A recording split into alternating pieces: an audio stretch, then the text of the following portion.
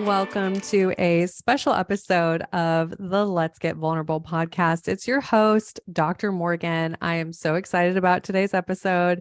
We are going to get into attachment theory in a way that I never have before.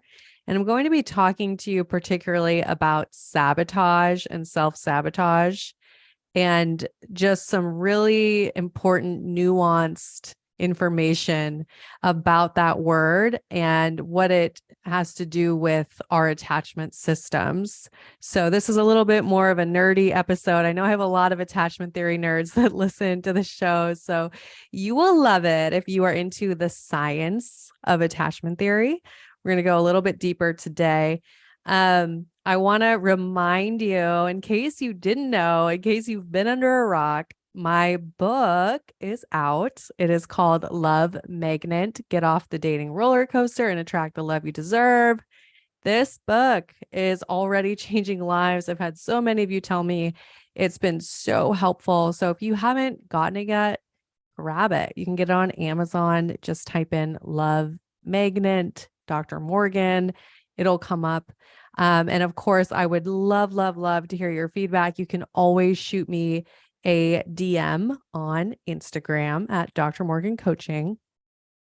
All right. I'm so excited for you. Yeah. If you haven't gotten the book, go get it.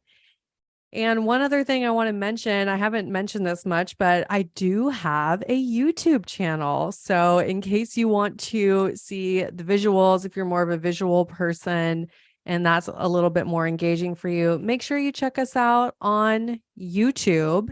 It's Dr. Morgan TV. I'll put the link to the YouTube channel in the show notes as well. So you can watch this episode on YouTube and others as well.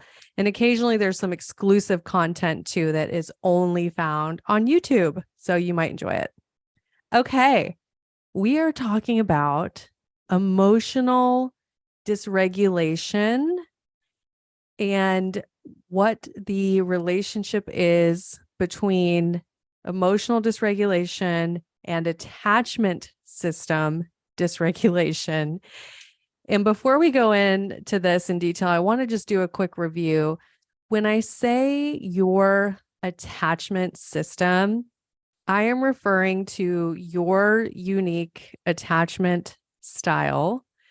And research has shown that your attachment system makes up different parts of your brain that fire off to create this attachment system. Just like we have systems for memory, decision-making, and other functions, we also have a system for attachment, aka what you do in relationships, how you show up in relationships, how you form long-term relationships, how you make relationship decisions. Your brain has an attachment system, right? The science of attachment theory is the study of this attachment system and being able to categorize individuals into different attachment styles. There are 4 attachment styles.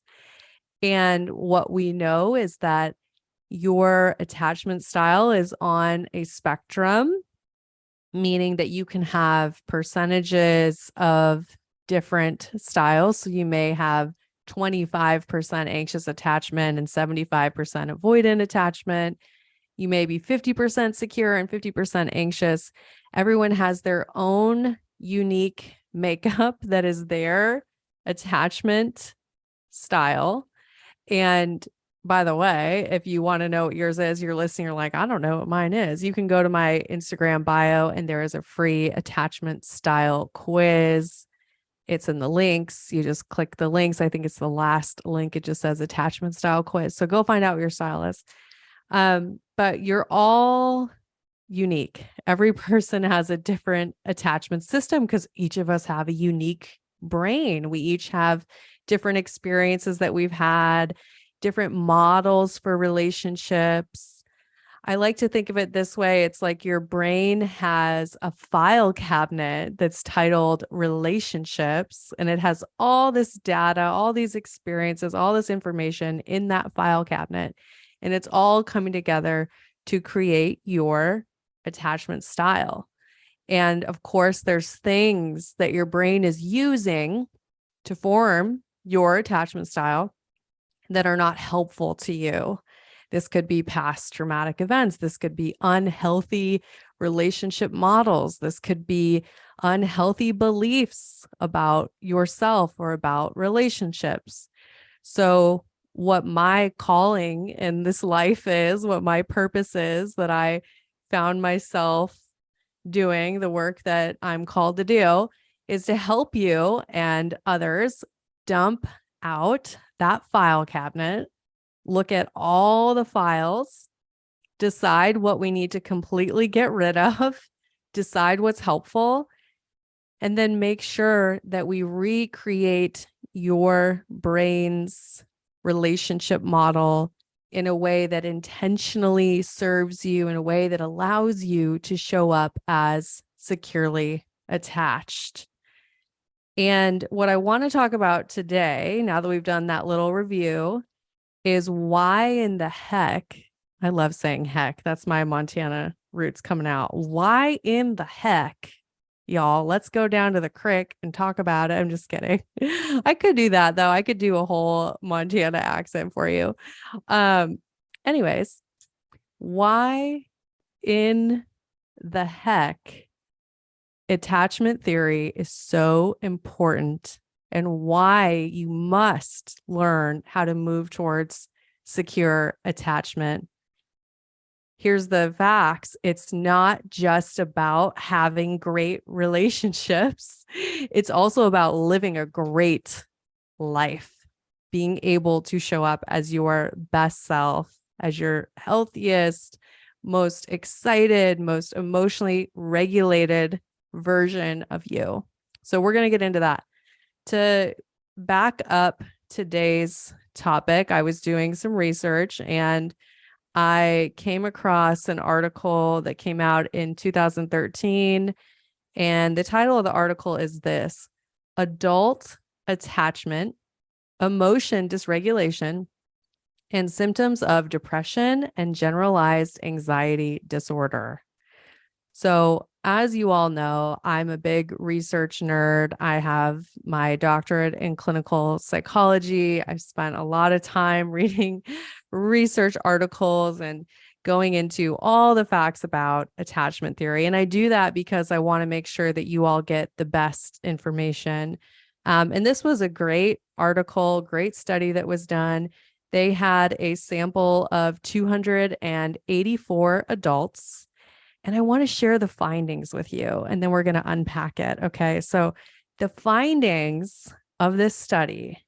So the study examined the explanatory role of emotion dysregulation in the relation between adult attachment style and symptoms of depression and generalized anxiety disorder. So here's the findings. Secure attachment was associated with lower depression and generalized anxiety disorder symptoms and lower emotion dysregulation.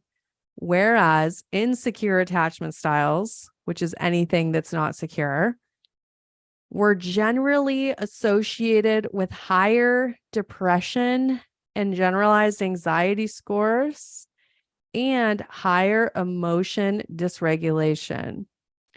Perceived inability to generate effective emotion regulation strategies mediated the relation between insecure attachment and both depression and generalized anxiety disorder symptoms.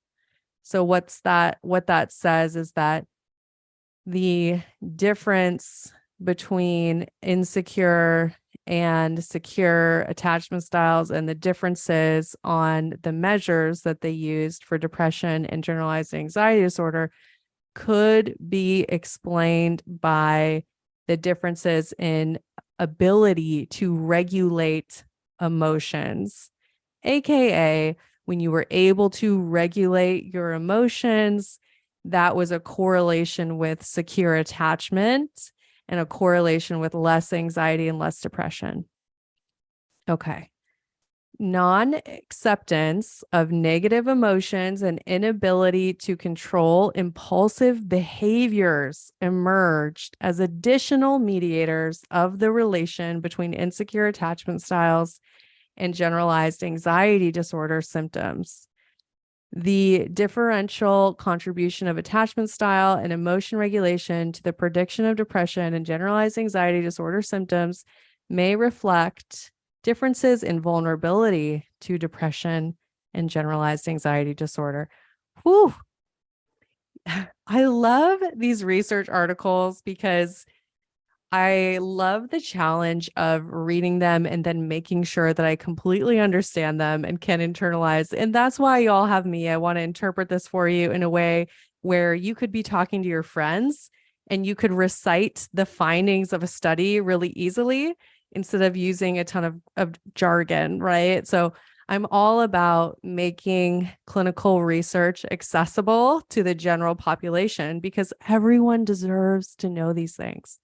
So I've got 3 parts here that we're going to go into. Number 1 was talking about emotional regulation. And I already broke that down for you. And then we have 2 other parts. And the one that's going to be really fascinating for you all was the impulsivity piece and how we can explain that. But let's start with diving into emotional regulation. So when we have a dysregulated attachment system, aka an insecure attachment style, which will manifest as I'm getting too excited, so now I have to slow down a little bit. And just so you all know, I never edit my episodes. So every time you get an episode, it is just me. It's the one take. I don't do them over. So yeah, occasionally you get moments like this where I'm like, hey, kind of wish I had an ability to edit, but I don't do it. So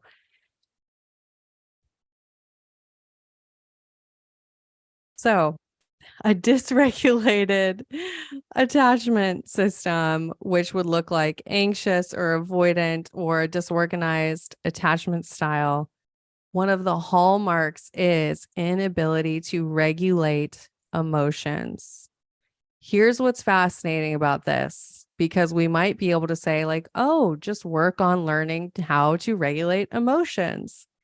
Yes, that is so, so key to healing and moving towards secure attachment, is learning how to regulate your own emotions. And some of the pillars of this is connecting to yourself, building that great relationship with yourself, and learning how to do inner child work where you're showing up as your ideal parent for yourself, which I teach people how to do this inside of the Empowered.Secure.Loved program. And if you're like, what the hell is she talking about? Send me a DM and I'm happy to send you some resources on this. But there's this whole piece that's about relationship to self when it comes to being able to regulate your emotions. The other piece of emotional regulation is having secure attachment to others, building secure attachment to others. So thinking about why this is so important is that you realize as children, if you experienced emotional neglect or you had a parent that was chronically invalidating of your emotional experience, right? You did not have the model of, oh, I can share my emotions with another human and I can have someone who listens and who helps me regulate my emotions, right? And since I don't have that model, I never had someone help me do it. I never watched probably them do it for themselves.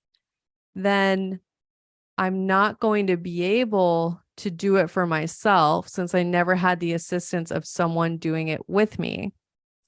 So what I have found is clients who learn how to do it for themselves must also learn how to receive assistance from others in regulating their emotions, aka co-creating secure attachment and having help from others to regulate your emotions. And that helps you internalize secure attachment on a whole other level and really, really helps in the healing process. We call this a corrective emotional experience, where if you were chronically invalidated growing up, and then now you're in a healthy partnership and you can have a partner that co-regulates your emotions, you are experiencing corrective emotional experiences where your brain is going, oh, this is what a relationship can be, right? This is what it feels like to be heard, to be validated, to be needed. So I want to point out that it's almost like chicken or the egg, right? Like which comes first when it comes to emotional regulation and secure attachment.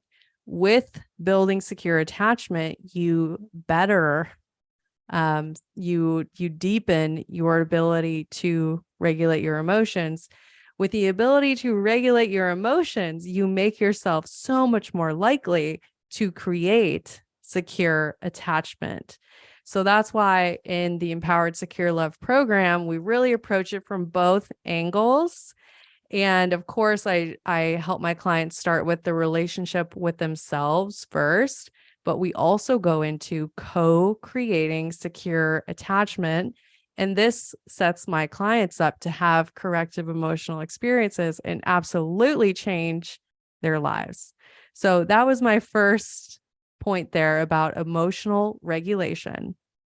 The next thing I want to get into, so when I was reading the article, it was talking about impulsivity and how that was actually linked to insecure attachment styles and generalized anxiety disorder.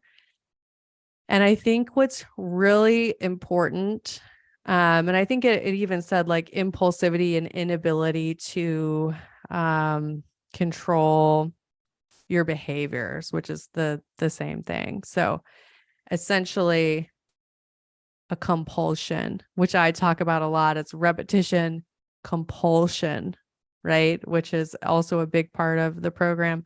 I'm going to read it to you exactly how it was mentioned. Inability to control impulsive behaviors. So what's fascinating about this is absolutely not something that you decide to do, right? Like that's why it's inability. There's actually it's not possible for you to control your behaviors when you are showing up in a dysregulated attachment state. Because so many of us beat ourselves up, or we think, oh, I should have made a different decision, or I shouldn't have stayed so long, or I shouldn't have shut down, or I shouldn't have sent those 17 text messages. Why can't I unsend them, right? Whatever it is, so many of us blame ourselves. And what's so, so important to realize is this is the inability to control, right?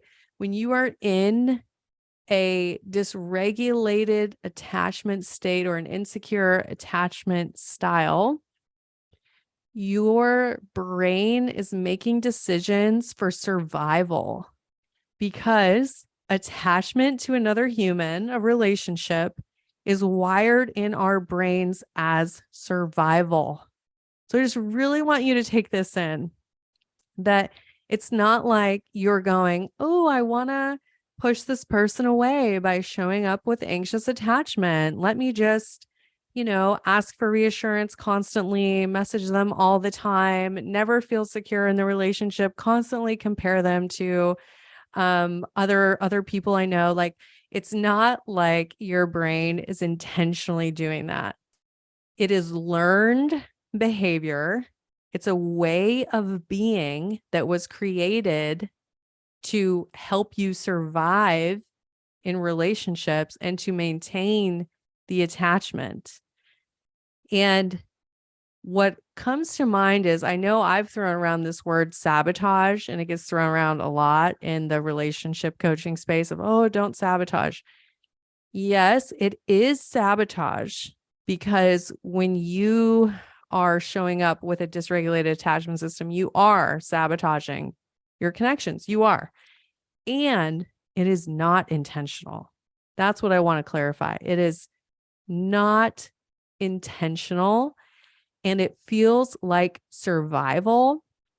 And what's really important to distinguish here is it's not just a logical thing that you're doing. This is a biological way of being. Your brain, your body, it is wired to show up this way in relationships. And that's why you're doing what you do. It's not a logical decision. So the importance of moving to secure attachment is you get to make relationship decisions that feel good to you, that are intentional. You get to make relationship decisions that are on purpose. When we are showing up in an anxious or avoidant or disorganized attachment state, our relationship decisions are just happening based on our old relationship models, our old ways of being, our relationship survival strategies. They are not happening out of desire, intention, or alignment with what you truly deserve. So I want to bring this point home that it's not your fault, right? Like if you have a dysregulated attachment system, it's not your fault. It's not like you decided to be born into an environment that did not support you developing secure attachment style. And it's also up to you to take ownership of moving towards secure attachment, because you deserve to make intentional relationship decisions. And then the other point here is it linked this to generalized anxiety disorder, which is so true. If we don't experience internal locus of control, meaning that we feel like we have control over how we're showing up and the relationships we have control somewhat to help our future go the way that we want it to. If we have that external locus of control where things feel like they're happening to us, that will always be associated with anxiety, right? And I think there are so many people in this world that are experiencing generalized anxiety disorder that don't even know. And you're experiencing day-to-day levels of anxiety that simply do not need to be there. And that those can go away like almost entirely if you work to regulate your attachment system and move towards secure attachment. So secure attachment is not just about having great relationships, because you can find yourself in a relationship, or maybe it's, you have two anxiously attached people and you have a pretty decent connection. It's not toxic. But guess what? Like your day-to-day functioning, your mood, right? Your mental health can all be impacted by you not being able to show up securely attached. And you could still have the most amazing supportive partner, but if you are not showing up securely attached, your mental health will suffer. Here's the other thing I want to add. There are so many therapists out there who do not understand how to apply attachment theory to your life or to your dating life. And it's not something that is taught in every graduate program. the research that I did on attachment theory and all the reading, all of that was self-directed. There was no class that I went to. So it's a very niche way of looking at humans and looking at behavior. But what I know is it is so, so helpful after seeing it help over, hundreds of people that I've worked with. So I just want to encourage you to not get discouraged if maybe, you haven't ever had a therapist or coach or mentor that's mentioned attachment theory. There's so many good resources out there. Obviously, myself, this podcast, my book, and the Empowered.Secure.Loved program, which will apply attachment theory to your life and build you a customized game plan for becoming securely attached. So for myself, for so many women I've helped, this really has been the missing piece to healing. And even people who've spent a decade in therapy, they'll come into the program and say, oh my God, I am a different person 2 weeks in to your program. And I spent a decade of therapy, so I just want to encourage you, please don't lose hope. There's always, always a way for you to become securely attached. And of course, if this episode resonated with you, I would love to guide you in the Empowered.Secure.Loved program. And I hope you really liked this episode. This was a little bit deeper dive. I've been listening to you all, getting your feedback, and so many of you have told me we love the attachment theory episodes. So I'm wanting to really focus on attachment theory and go a little bit deeper. So yeah, I hope you really like this one. And of course, if you have a friend that needs to hear this, or someone who's really struggling in their dating life, please send them this episode. It costs you nothing. It takes 2 seconds and you might really, really help someone out. So I wish somebody had sent me something like this when I was going through all my roller coaster dating experiences. So just take the time to send this to a friend if you know someone who needs it. All right, y'all. I'm thinking of you. I hope that your February is going well. And regardless if you are single or in a relationship, I want you to really take care of you and love yourself. You get to be your own best friend. The longest relationship you will have is the relationship with yourself. And y'all have heard me say this, but I'm going to remind you, a relationship cannot give you anything that you can't give yourself. So make sure you're really, really filling up your cup and taking care of you. And of course, as always, I'm wishing you high self-worth and great relationships. I'll talk with you soon.